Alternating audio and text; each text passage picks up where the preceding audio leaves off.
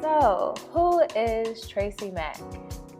Tracie Mack is an overcomer. I am a teacher by trade. I am a great friend. I am an encourager. I love to speak life, not only to women, but to families and to children. When you think about what a person really is, we define ourselves by the roles that we have. But what's really most important is who we are inside. And I'm a giver. I love God. I love to dance. I just love encouraging people. I want to make my mark on the world by just being a better person and encouraging others to be the best version of themselves as well. That's who Tracie is. Well, that is so powerful. And as you're talking, I'm just getting chills because people don't understand. You started with, I'm an overcomer. Yeah. And then you went into all that you are and how you give and how you show up and with all that you have endured. Right. So when we asked you the concept of Superwoman and what that actually means, you told me that it means being able to walk through, witness to others, and overcome while mastering life, even while you're carrying the weight of the world on your shoulders. Right.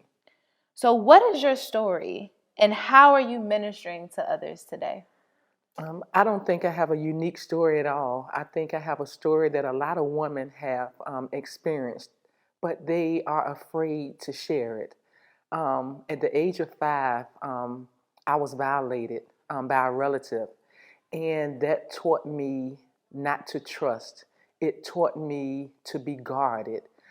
It taught me to live a lie.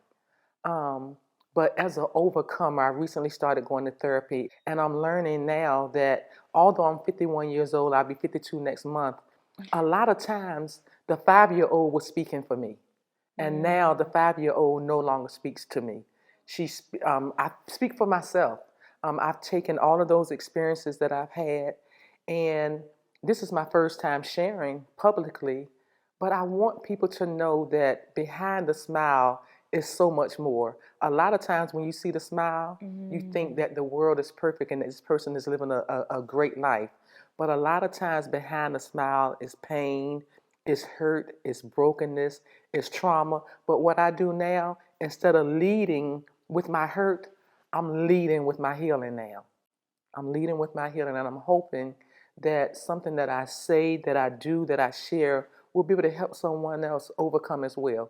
We don't have to stay stuck where we are. This is just a chapter in our book. Man, listen, and when it gets to that chapter in the book, what people don't realize is most authors write multiple books. Right. But we get so stuck on the conclusion. Right. And we think this right here is our end. Right. But there still is a pen and some paper. Yes. And this man named God that says that every single day of your life he wrote. Yes. So even if the last book has been concluded, there's a new one being written just for you. Yes. And speaking of that, how are you thriving and growing through your experience with sexual abuse?